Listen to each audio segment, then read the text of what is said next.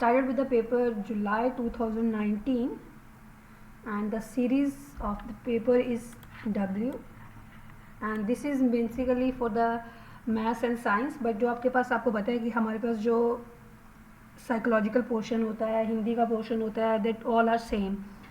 सो basically जो मैंने paper लिया हुआ है अभी, ये पेपर है आपके पास साइंस और मैथ्स वालों के लिए.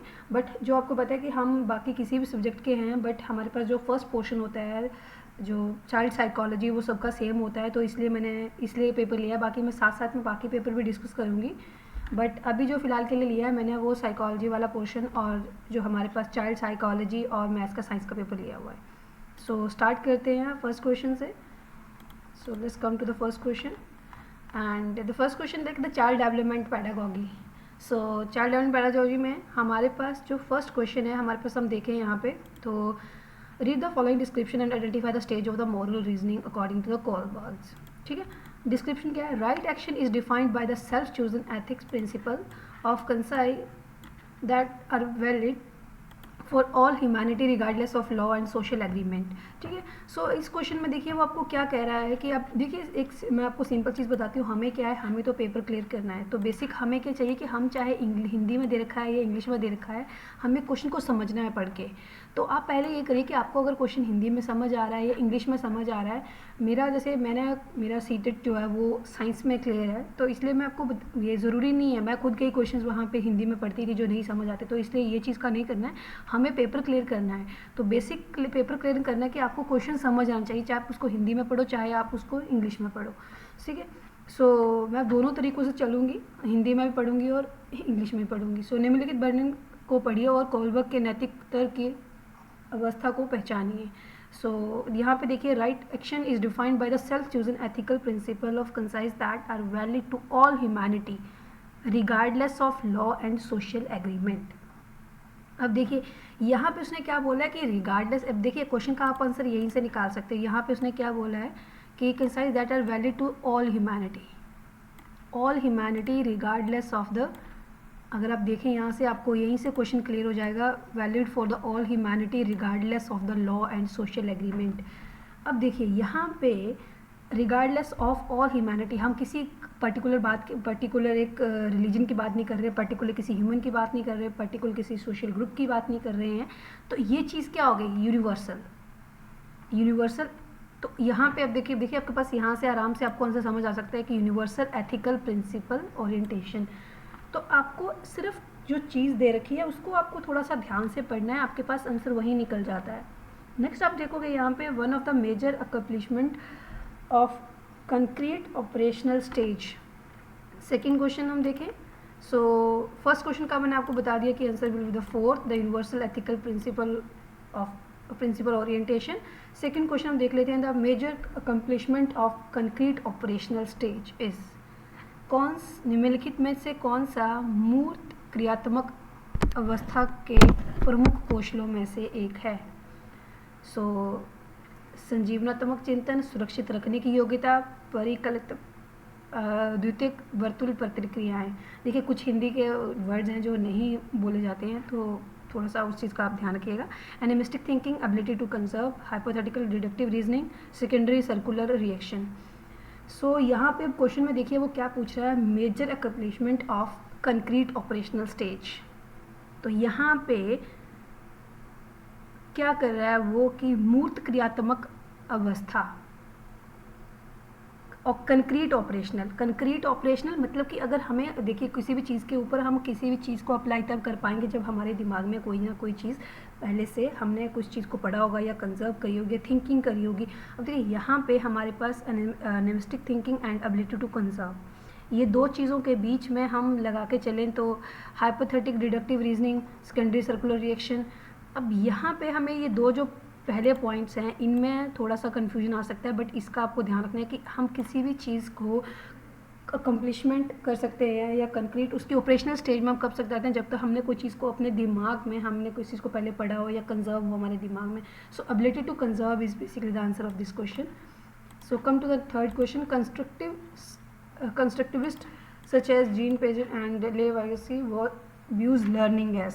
जीन पियाजे एंड ले वाइगस्की जैसे संरचनावादी अधिगम को किस रूप में देखते हैं? सो यहाँ पे आप देखोगे, यहाँ पे तो process of meaning making by active agreement, अगर आपने थ्योरी पढ़ी हो, थ्योरी में आपको बहुत आराम से यहाँ से इनकी जो बेसिक इनका प्रिंसिपल है वो आपको मिल जाता है कि उनका जो बेसिक लॉजिक था या बेसिक थिंकिंग की उनकी वो क्या थी। तो दैट वाज द, आपके पास आंसर इसका जो है वो फोर्थ है, process of meaning making by active agreement. की मतलब सिंपल सी बात है, जीन पियाजे और ले वायगस की दोनों का यही था कि अगर बच्चा एक प्रॉपर तरह से एंगेजमेंट, एक अपनी प्रॉपर पार्टिसिपेशन दिखा रहा है तो भी वो बच्चा सीख पाएगा। तो process of meaning making by active engagement. So fourth question अगर हम देखें यहाँ पे, थर्ड क्वेश्चन का आपको बता दिया मैंने, थर्ड क्वेश्चन का आंसर है फोर्थ। और फोर्थ की अगर हम बात करते हैं, ये आपके पास है इसका आंसर, मैं इसको हाईलाइट भी कर देती हूँ। एंड अगर हम बात करते हैं नेक्स्ट क्वेश्चन की, फोर्थ क्वेश्चन की, तो फोर्थ क्वेश्चन में हमारे पास है selecting and presenting stories and clipping from the newspaper that portray both men and women in non-traditional role is an effective strategy too। अब देखिए वो क्वेश्चन क्या पूछ रहा है कि हमारे पास हम जैसे जितनी भी कहानियाँ पढ़ने सब इकट्ठे कर रहे हैं, तो उनको अगर हम एक जितने भी मेल्स हैं या फीमेल्स हैं उनकी हम एक तरह से चित्रित करते हैं उनको, बेसिकली उनकी हमारी तो हम पूरा प्रॉपरली दिखाते हैं। सपोज हम पोर्ट्रेट दिखाते हैं, हम एक क्लास बना रहे हैं जिसमें मेल और फीमेल दोनों की हम पिक्चर्स लगा रहे हैं, तो हम उसको हम किस चीज़ को वहाँ पे दिखा रहे हैं। हम देखिए सिंपल सी बात है यहाँ पे कि अगर हम मेल्स और फीमेल्स को दोनों को इक्वालिटी दे रहे हैं, अगर हम दोनों को इक्वल पोजीशन दे रहे हैं, तो हम क्या कर रहे हैं, हम we are countering the gender stereotypes. Gender wise उसको हम प्रमोट नहीं कर रहे हैं, जेंडर कॉन्स्टेंसी हम इसको प्रमोट नहीं कर रहे हैं, तो हम क्या कर रहे हैं, हम काउंटर कर रहे हैं जेंडर स्टेरियोटाइप को। This is the answer for the fourth question. Okay, so अगर हम चले फिफ्थ क्वेश्चन पे, which of the following play an important role in the child socialization. Child socialization में किसका मेन इंपॉर्टेंट रोल है, तो हमें पता है कि मीडिया, स्कूल, फैमिली, नेबरहुड, कोई भी है, ये चारों इंपॉर्टेंट पोर्शंस हैं जो एक बच्चे की सोशलाइजेशन में, बच्चे के समाजीकरण में बहुत ज़्यादा भूमिका निभाते हैं। तो ये media, school, family, neighbourhood, they all are playing good role in socialising of a child. Okay, next question है, as per the Harvard Guidance Theory of Multiple Intelligence, how would the intelligence of a person with the following characteristics be categorized? अब उसका simple सी हमें कि जो Harvard garden की theory है उसके according, जो हार्वर्ड गार्डन की थ्योरी मल्टीपल इंटेलिजेंस की हम सब ने पढ़ी हुई है वो थ्योरी, तो उस थ्योरी को अगर हम उस थ्योरी के अकॉर्डिंग चलें तो हम एक जो हमें एबिलिटी दे रखी है बच्चे की, करेक्टरिस्टिक दे रखा, तो उस करेक्टरिस्टिक के अकॉर्डिंग हम बच्चे को कौन सी कैटेगरी में, इंटेलिजेंस की कौन सी कैटेगरी में रखेंगे।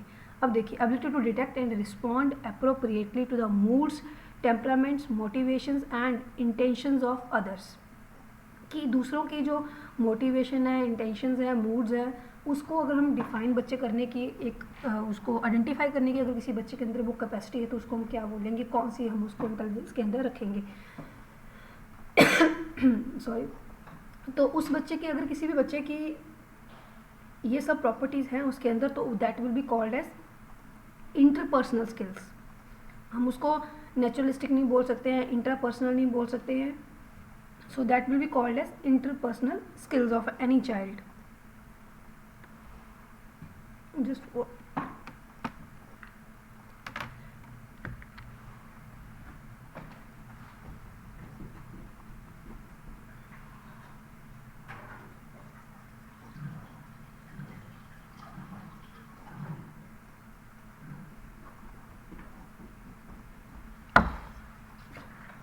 नेक्स्ट हमारे पास है यहाँ पे, नेक्स्ट हमारे पास क्वेश्चन है यहाँ पे सेवन्थ क्वेश्चन। तो यहाँ पे देखिए सिक्स क्वेश्चन का आंसर आपके पास आ गया, that will be called as your interpersonal skills. Okay, next हमारे पास है seventh question, which of the following should be the reason for assessment of children. मतलब हम बच्चे का, अगर किसी बच्चे का अगर हम असेसमेंट कर रहे हैं तो उसमें से हमारे पास क्या क्या रीज़न जो वो होने चाहिए। To separate level children into the non achievers and level children into the non achievers, low achievers, average and high achievers. Simple सी बात है, अगर हम बच्चों को ऐसे डिफाइन कर दें कि तुम इतना कर सकते हो, ये सबसे ज़्यादा टॉप इंटेलिजेंट हैं, ये कम इंटेलिजेंस हैं, ऐसा हम नहीं कर सकते हैं, ठीक है। सो उसके बाद हम अगर बात करें to improve teaching learning process in the classroom, yes, ये तो हमारा बेसिक, किसी भी टीचर का बेसिक रूल ये होना चाहिए कि वो क्लास में बच्चों की टीचिंग लर्निंग जो प्रोसेस है उसको इम्प्रूव करें, इंस्ट्रक्शन इम्प्रूव हो बच्चों के। So to find the what change and progress in learning that take place in child over a period of time, this is very important. Teacher का second rule यही है कि हाँ, अगर हम कोई भी टीचर पढ़ा रहा है क्लास में, तो उसका सबसे ज़्यादा इंपॉर्टेंट फंडा यही होता है कि वो देखे कि बच्चा अगर 1 महीना पढ़ रहा है या 15 दिन पढ़ रहा है, तो 15 दिन के अंदर बच्चे के अंदर कुछ चेंज हुआ या नहीं हुआ, उसको वो चीज़ें समझ आ रही है या नहीं आ रही है. To discuss the capabilities, potentials, strength and challenges area of the child with the parents. Yes, तो जो भी बच्चे के अंदर पोटेंशियल है, जो भी बच्चे की कैपेबिलिटीज़ हैं, स्ट्रेंथ हैं, उनको पेरेंट्स के साथ डिस्कशन करना, this is the duty of a child, duty of a teacher basically. So अगर हम बात करें तो हमारे पास यहाँ पे जो आंसर बनता है दैट इज़ 2, 3 एंड 4, बिकॉज ये तीनों ही प्रॉपर्टीज़ जो हैं वो एक टीचर के अंदर होनी चाहिए. जब भी हम किसी बच्चे की असेसमेंट कर रहे हैं तो हमें तीनों चीज़ों का हमें ध्यान रखना है basically. So come to the next point, that is your which of the following is central to the concept of progressive education. अगर हम बात करते हैं प्रोग्रेसिव एजुकेशन की, तो प्रोग्रेसिव एजुकेशन में बात क्या होती है कि हम बच्चे को ना को टेक्स्ट बुक सेंटर बना सकते हैं, स्टैंडर्ड इंस्ट्रक्शंस के अकॉर्डिंग हम नहीं चलते हैं, क्योंकि हर बच्चे की अपनी कैपेबिलिटी है, हर बच्चे की अपनी कैपेसिटी है, अपनी कैपेबिलिटी है. तो अब हमें देखिए यहाँ से अगर हमें समझ आ गई चीज़ कि हमें central concept of progressive education का क्या है, कि हमें जो बच्चे के अंदर जितनी कैपेसिटी है, हमें बच्चे की कैपेसिटी के अकॉर्डिंग उसको इम्प्रूव करना है. So believe in the capability and potential of every child, this is the central concept of the progressive education. Okay, so next हम आ जाते हैं to understand the individual differences in the development. It is important. तो individual differences को हमें अगर समझना है तो हमें क्या चीज़ के लिए बहुत ज़्यादा जो इम्पॉर्टेंट है, तो that is to look at the inherited characters that give each person special trait in life. No, to look at the environmental factors that affect the individuals. No, क्योंकि कई हर बच्चा अपने तरीके से डेवलप करता है. कई इन्वायरमेंटल फैक्टर्स जो उनके अगेंस्ट होते हुए भी खुद को इम्प्रूव करते हैं. To consider maturation of the body and the brain. No, to consider both inherited characters as well as environmental factor. This is the answer. देखिए, आपको यहीं से आंसर क्लियर हो जाना चाहिए कि देखिए उसने जब यहाँ पे बात करी, यहाँ पे वो सिंगल करेक्टर की बात कर रहा है, बट जब हम फोर्थ पॉइंट पे आए हैं तो they are discussing both inherited as well as environmental factors. तो देखिए यहाँ पे हमारे पास दोनों ही इन्वायरमेंटल का भी और इनहेरिटेड दोनों फैक्टर्स को उसने डिस्कस किया है. तो यही चीज़ है जो हमें इंडिविजुअल डिफरेंसेस को समझने में हेल्प करती है, चाहे वो उसके इनहेरिटेड हो, चाहे वो उसके इन्वायरमेंटल हो. ओके, सो नेक्स्ट क्वेश्चन, ये आपका आंसर है इसका fourth. Which of the following is not a principle of development. Principle of development जो इनमें से नहीं है, that is individual develops at different rates. Yes, हर इंडिविजुअल का अपना डेवलपमेंट रेट है. Development is relatively orderly. Yes, so development take place gradually over a period of time. Yes, so exact course and nature of the development is determined at the time of birth itself. No, हम ऐसा नहीं कर सकते कि कोई बच्चा जब पैदा हो रहा तो उसी टाइम पे हम बता दें कि वो उस टाइम पे ही कि वो कितना डेवलप करेगा, कितना ग्रोथ करेगा. ये सब चीज़ें हम नहीं बता सकते हैं बर्थ के टाइम पे. तो यहाँ ध्यान रखना सबसे ज़्यादा इंपॉर्टेंट कि आपको ये ध्यान रखना है कि यहाँ पे वो पूछ रहे हैं इज़ नॉट. तो ये सब चीज़ें आपके जो फेवर में जा रही हैं, individual develop at different rates, development relatively orderly, development take place gradually over a period of time, but this thing does not go with the R point that the exact course हम बता सकते हैं बच्चे के birth के time पे. Next question हम आ जाते हैं 11th क्वेश्चन पे. Several research studies show that teachers have more overall interaction with boys than girls. What is the correct explanation for this? Okay, so यहाँ पे जो बोल रहा है कि रिसर्च से पता चलता है कि जो टीचर्स है वो लड़कों के साथ ज़्यादा डिस्कशन होती है एज़ कम्पेयर टू गर्ल्स के साथ. तो उसका एक्सप्लेनेशन क्या है? ओके, अब देखिए सिंपल सी बात है. यहाँ से अगर हम क्वेश्चन को ना भी हम इनके जो हमें ऑप्शंस दे रखे हैं, अगर हम ना भी पढ़े तो भी हमें समझ आता है कि अगर वहाँ पे बॉयज़ के साथ ज़्यादा बात हो रही है, गर्ल्स के साथ कम बात हो रही है, तो कहीं ना कहीं पे वहाँ पे वाइसनेस हो रही है. तो यहाँ पे जेंडर वाइसनेस हो रही है. तो यहाँ पे हम देखते हैं कि हमारे पास आंसर ऑप्शंस में क्या क्या है. Boys have much more academic capabilities. No, boys need more attention than girls. No, this is an example of gender bias. Boys are easier to manage than the girls in the class. देखिए यहाँ से मैंने आपको पहले ही बता दिया था कि यहाँ पे जब हमारे पास किसी एक ग्रुप को ज़्यादा हम अटेंशन दे रहे हैं तो हम वहाँ पे वाइसनेस कर रहे हैं. एक टीचर वाइसनेस नहीं कर सकता क्लास में. So this is an example of gender bias in teaching. बहुत इजी क्वेश्चन है बट समझ के करने वाला है. Ability to come up with the original and divergent solution for a problem is the primary characteristics of. अब ये देखिए यहाँ पे वो पूछ रहा है कि एक समस्या को मूल एंड अब सारी समाधानों के साथ करने की योग्यता।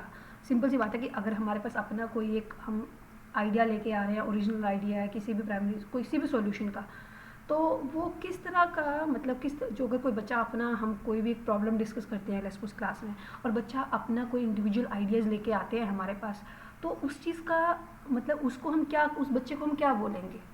देखिए ईगोसेंट्रिक नहीं हो सकता, इम्पेयर्ड बच्चा नहीं हो सकता, मतलब इम्पेयर्ड हो सकता है बट हम उसको कैटेगरी में नहीं रखेंगे, उसमें करेक्टरिस्टिक नहीं है उसका वो। तो children with learning disability no, but हम देखिए यहाँ पे एक लाइन दे रखी है क्रिएटिव। कोई भी प्रॉब्लम का जब सॉल्यूशन निकालता है तो हम उसको बोलते हैं कि हम बहुत क्रिएटिव आइडिया दिया है। तो दैट इज़ द कि वो एक क्वेश्चन भी यही बोल रहा है कि ओरिजिनल और डाइवर्जेंट सॉल्यूशन, तो मतलब क्रिएटिवनेस है बच्चे की, अपना आइडिया दे रहा है। What instructional adaptations should a teacher make while working with a student who are visually challenged? Okay, तो जो visually challenged बच्चे हैं उनके साथ अगर हम काम कर रहे हैं तो हमें क्या चीज़ों को ध्यान रखना है। सबसे ज़्यादा इंपॉर्टेंट होता है क्योंकि वो जो विजुअली चैलेंज्ड बच्चे हैं वो हमारी सुनते हैं, उनके मतलब वो सिर्फ सुनने पे चलते हैं कि हम क्या बोल रहे हैं, वो उसी तरीके से खुद को प्रिपेयर करेंगे, उसी तरीके से वो पढ़ेंगे। तो speak clearly and use a lot of touch and feeling materials. तो use a variety of visual representations. देखिए बच्चा पहले ही विजुअली इम्पेयर्ड है, ये विजुअली चैलेंज्ड है, तो उसको लिए हम अगर विजुअल प्रेजेंटेशंस लेंगे तो उसके लिए उसका कोई फ़ायदा नहीं है। Orient herself so that the student can watch her closely, no. Focus on a variety of written task specially worksheets, no. क्योंकि बच्चा हमें विजुअली चैलेंज्ड है, तो बच्चा अगर विजुअली चैलेंज्ड है तो हमें वो चीज़ें लेनी है जिनको वो समझ सके, बहुत जल्दी समझ सके, बहुत जल्दी कैच कर सके। तो हमें एक तो क्लियरली बोलना है, वो चीज़ है। सेकेंड हम क्या कर सकते हैं, हम क्लास में प्रैक्टिकल वो चीज़ें ले जा सकते हैं जिनसे वो उनको टच करके, उनको फील करके आसानी से चीज़ों को सीख सके। So the option will be the first one. Okay, 14th question का आंसर देखिए, cooperative learning and peer tutoring is an inclusive classroom कैसी होनी चाहिए, मतलब कि किस तरह से हम उसका यूज़ कर सकते हैं, वो किस तरह की होनी चाहिए। तो देखिए अगर कोऑपरेटिव लर्निंग हो रही है या पीयर ट्यूटरिंग हो रही है, पीयर ट्यूटरिंग में देखिए क्या होता है कि सिंपल सी बात है, वो 4-5 बच्चों का हम ग्रुप बनाते हैं, उसमें से एक दूसरे को वो पॉइंट समझा रहे होते हैं। कोऑपरेटिव लर्निंग में भी उस तरह का ही होता है। तो उसमें होना चाहिए कि अगर हमने 4 बच्चों का ग्रुप बनाया तो चारों का ही वो पार्टिसिपेशन प्रॉपरली होनी चाहिए, शुड बी एक्टिवली प्रमोटेड। ठीक है, सो ये इस तरह का होना चाहिए कि ओकेजनली हम उसको नहीं यूज़ करें, हम उसको रोज़ भी यूज़ कर सकते हैं, हम एक अपना चैप्टर ख़त्म होने के बाद भी उसको यूज़ कर सकते हैं, हम चैप्टर्स के बीच में भी उसको यूज़ कर सकते हैं, एक्टिविटीज़ को एक्सप्लेन करने के लिए यूज़ कर सकते हैं। तो ये सब चीज़ें हमें बहुत ज़्यादा हेल्पफुल हो सकती हैं। विच of the following is most important in an inclusive classroom. अब इंक्लूसिव क्लासरूम की बात है तो देखिए यूनिफॉर्म इंस्ट्रक्शंस जाएंगी, स्टैंडर्डाइज टेस्टिंग वो भी होगी, प्रमोटिंग कॉम्पिटिटिव लर्निंग ये भी है। बट वो क्या कह रहा है कि अगर हमें पास इंक्लूसिव क्लासरूम की बात हम करते हैं, समावेशी शिक्षा, तो यहाँ पे हमें इंडिविजुअलाइज्ड एजुकेशन प्लान के ऊपर सबसे ज़्यादा ध्यान देना है। बिकॉज हम हर बच्चे का, हमें पता है, हम एज ए टीचर हम देखें तो हमें पता है कि हर बच्चे का अपना अपना एक कैलिबर होता है, अपनी कैपेबिलिटीज़ होती हैं। तो हमें हर बच्चे का इंडिविजुअली उसको देखना है कि उसको हमें कितना और अभी उसको हमें पढ़ाने की ज़रूरत है, उसको और प्रमोट करने की ज़रूरत है, उसको और अभी हमें मोटिवेट करने की ज़रूरत है। तो individualized education plan is most important. Which of the following is correctly matched pair of the learning and their primary characteristics. So यहाँ पे अगर हम देखें तो यहाँ पे hearing impaired learning can not be compressed visually informative. देखिए अब सिंपल सी बात है, वो हेयरिंग इम्पेयर्ड लर्नर्स बोल रहा है, तो विजुअल इन्फॉर्मेशन का कोई लिंक नहीं बन रहा है यहाँ से। अब आप समझ आ गए तो आपको लग जाएगा पता कि यहाँ पे ये करेक्टली इमेज नहीं है। यहाँ पे वो मतलब जो श्रव्य क्षतिग्रस्त है उसकी बात कर रहा है और वो समझने की बात कर रहा है, विजुअल इन्फॉर्मेशन की बात कर रहे हैं यहाँ पे। So dyslexia, lack of reading and writing in fluency. Dyslexic बच्चे हमें पता है कि वही होते हैं कि जिनके अंदर जो रीड करते हैं तो वो मतलब वर्ड्स को आगे पीछे रीड कर देते हैं, मतलब वो अपनी तरफ से पूरा ट्राई करते हैं बट उनके अंदर एक तरह की ये प्रॉब्लम होती है। सो डिसलेक्सिक बच्चे हम उनको बोलते हैं जिनके अंदर lack of reading and writing fluency होती है। ये हमारे पास करेक्टली मैच्ड है। Creative learners, hyperactive, slow in competitive works. Completing the works, ऐसा कुछ नहीं है। जो क्रिएटिव लर्नर्स होते हैं कि वो हाइपर एक्टिव होते हैं और अपना काम धीरे ख़त्म करते हैं, ऐसा कुछ नहीं है। Attention deficient learners highly motivated can sustain attention for longer period of time, ऐसा कुछ नहीं होता है। अटेंशन डेफिशिएंट बोल रहे हैं वो, तो वो कैसे सस्टेन कर पाएंगे बहुत लंबे टाइम के लिए अटेंशन को। तो सेकंड इसका ऑप्शन सही है। 17th क्वेश्चन पे आते हैं, विच of the following does not result in meaningful facilitation of learning. देखिए मीनिंगफुल फैसिलिटेशन ऑफ लर्निंग, और देखिए पहले क्वेश्चन क्या है, विच of the following does not result. Important ध्यान रखना कि डज नॉट रिजल्ट उसने पूछा है।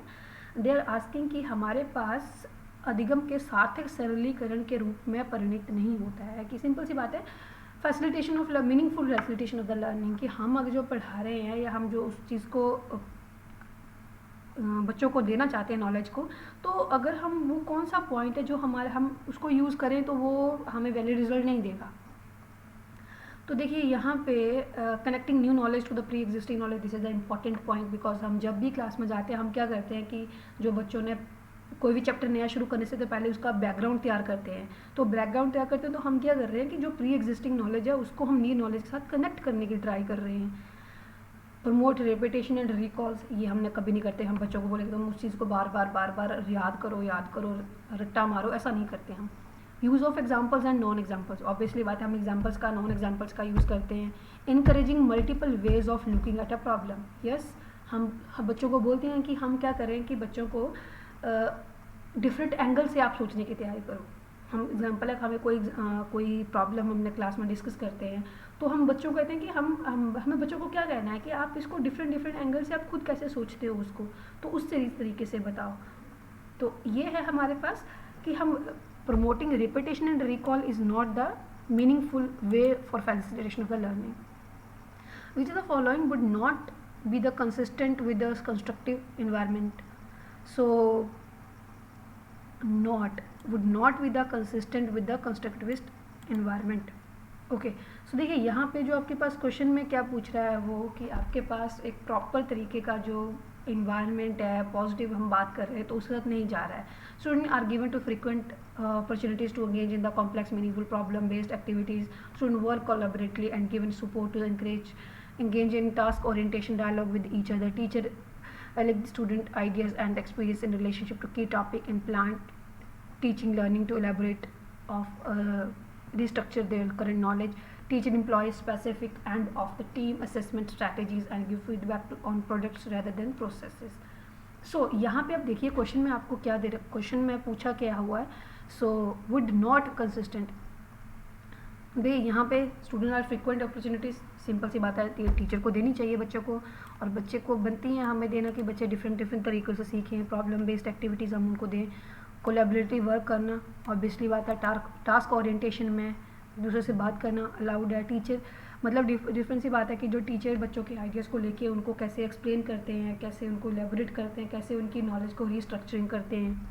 Okay, teacher employ specific end of term assessment strategies and give feedback on product rather than the processes. No, हम बच्चे का पूरा साल बच्चे ने कैसे पढ़ा है हमें उस चीज़ को भी ध्यान में रखना होता है। हम बच्चे का एंड रिजल्ट बता के नहीं बता सकते हैं कि वो बच्चा सही कर रहा था या गलत कर रहा था। लेट्स सपोज लास्ट एंड पे बच्चा बीमार हो गया तो हम ये तो नहीं बोल सकते ना कि हाँ बच्चा मतलब पूरा साल बच्चे ने कुछ नहीं किया, मतलब बच्चा पूरा साल टॉपर्स में है, बट क्या हुआ कि बच्चा पूरा साल अच्छे से पढ़ रहा है और लास्ट में आगे बच्चा बीमार हो गया, तो हम ये तो नहीं कह सकते ना कि हमें सिर्फ जो बच्चे ने अभी लिखा है हम उसी के बेस पे नंबर देंगे या हम कुछ ऐसा करेंगे। तो हम डिफरेंट वेज निकाल सकते हैं कि हम बच्चे को कैसे असेसमेंट और कर सकें उसकी। ओके, 19th क्वेश्चन है, a teacher should encourage student to set rather than this. Okay, so हम एज अ टीचर हमारा क्या रोल बनता है, हमें बच्चे को परफॉर्मेंस गोल सेट करने के लिए बोलना चाहिए, मार्क सीकिंग गोल देखने चाहिए, लर्निंग गोल देखने चाहिए या फेलियर अवॉइडिंग गोल देखने चाहिए। सबसे पहला काम होता है हमें सीखना है, चाहे हम गलती करें, गलती से भी हम सीखते हैं। So teacher should encourage student to set learning goals, क्योंकि हमें सीखना है बेसिकली। बिकॉज एक टीचर है, टीचर का रोल हमेशा ये होता है कि बच्चों को सिखाना है आपको, चाहे बच्चा गलत कर रहा है उसको गलती में भी सिखाना है। This is the role of teacher कि आपको गलती में भी सिखाना है उसको, rather than the performance goal. आपको ये नहीं देखना कि आप उसको कितने अच्छे से परफॉर्म कर रहे हो, ठीक है। परफॉर्मेंस जब आप सीखोगे तो परफॉर्मेंस खुद ब खुद आएगी आपके अंदर, आपकी परफॉर्मेंस खुद ब खुद इम्प्रूव होगी।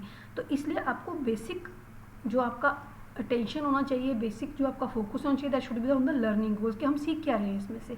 ये नहीं कि हम उसको परफॉर्मेंस के ऊपर ही हमें देखना चाहिए कि हमें कितने परसेंटेज लेना है। सपोज कोई 90% ले लेता है, उसको नॉलेज 20% की भी नहीं है, तो उसका फ़ायदा कुछ है? तो learning goals are more important. So which of the following are the examples of effective learning strategies? Effective learning strategies की हमारे पास जो है एग्जाम्पल्स क्या क्या है यहाँ पे? So setting goals and time tables, yes, this is the strategy. Making organization charts and concept map, yes. Thinking of examples and non examples, yes. Explaining to a peer, yes. Self questioning, these all are the effective learning strategies. सबको हम रख सकते हैं इसमें, तो answer will be the fourth one. Okay, next come to the next question, that is 21. Which of these an example of extrinsic motivation? देखिए, extrinsic motivation, extrinsic का मतलब बाहर की जो मोटिवेशन मिलेगी उसको, तो एक्सट्रिंसिक मोटिवेशन में अगर हम देखें, so I enjoy doing my homework because it is so much fun. ये तो उसकी intrinsic motivation. I learn so much when I do my homework, this is intrinsic motivation, क्योंकि बच्चा खुद को बोल रहा है ना, मैं खुद सीखता हूँ क्योंकि मैं अपना काम करता हूँ तो मैं सीखता हूँ. Doing homework make me understand my concept better, बच्चे की इंटरनल मोटिवेशन है. आई complete my homework because a teacher give us mark for each assignment, yes, क्योंकि ये टीचर नंबर देने हैं, ये उसकी क्या है, एक्सटेंसिक मोटिवेशन है. टीचर नंबर देने इसलिए मैंने अपना काम पूरा करना है, this is called your extrinsic motivation. In a primary classroom a teacher should give only examples, non examples, both examples and non examples, not give any example. So teachers ने example देखिए, कोई भी क्लास है, चाहे वो primary है, चाहे वो हायर प्राइमरी है, चाहे वो सेकेंडरी है, सीनियर सेकेंडरी है, जब हम एग्जाम्पल्स और नॉन एग्जाम्पल्स हम देते हैं तो बच्चे बहुत जल्दी सीखते हैं. तो कोई भी टीचर का रोल होना चाहिए कि वो क्लास में एग्जाम्पल्स के साथ डिस्कशन करे, नॉन एग्जाम्पल्स का डिस्कशन है, तो भी बच्चे वो बहुत जल्दी सीखेंगे. Which of the following strategies would promote meaning making in children? So meaning making in children में आप देखिए यहाँ पे transmission of information, exploration and discussion using positive measures, inform and standardise testing. देखिए, हमें क्या करना है मीनिंग मेकिंग इन चिल्ड्रन, कि हमें बच्चों में अर्थ निर्माण मतलब बच्चों को वो चीज़ समझ कितने एंगल से आ रही है. तो उसके लिए सबसे ज़्यादा ज़रूरी क्या होगा, हम बच्चों को सिर्फ वो, हम एज ए टीचर क्लास में आए, हमने अपना लेक्चर दे दिया, बात खत्म हो गई. यूनिफॉर्म एंड स्टैंडर्डाइज्ड टेस्टिंग की तो बात अब आती है जब बच्चे ने सीखा हो. तो सबसे पहला क्या है, एक्सप्लोरेशन एंड डिस्कशन. अगर हम जब तक बच्चों को साथ डिस्कशन करेंगे किसी भी चीज़ की, तो they are going to be learn more and in a good manner. So exploration and discussion are the strategy for the promoting meaning making in children. Children's error and misconceptions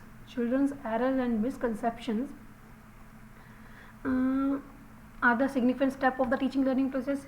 yes, मुझे तो ये लगता है कि हाँ, किसी भी अगर हम बच्चों के एरर्स हैं या मिसकंसेप्शंस है, तो हमें उनसे पता चलता है कि बच्चे ने कितना सीखा है, उसको कितनी ज़रूरत है.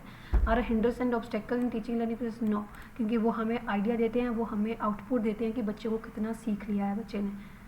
हम उनको इग्नोर नहीं कर सकते हैं. और सिग्निफाई चिल्ड्रंस कैपेबिलिटी? नो, हम किसी भी बच्चे की एरर्स या उसकी मिसकंसेप्शंस के बेसिस के ऊपर हम उसकी कैपेबिलिटी को नहीं पता कर सकते हैं. तो this is a significant step in teaching learning process.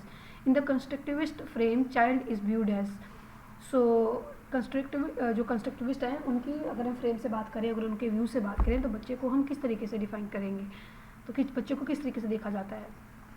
So miniature adult who is less than the adult? No. tabula rasa as a blank slate whose life is shaped entirely by the experiences? No, क्योंकि constructivity की बात हो रही है ना. Constructivism क्या है कि बच्चा सोचेगा, प्रॉब्लम को देखेगा, उसका आंसर निकालेगा. Passive being who can shape the mould into the, no, passive being तो हो ही नहीं सकता बच्चा. कंस्ट्रक्टिविज्म की बात हो रही है, संरचनात्मक की बात हो रही है.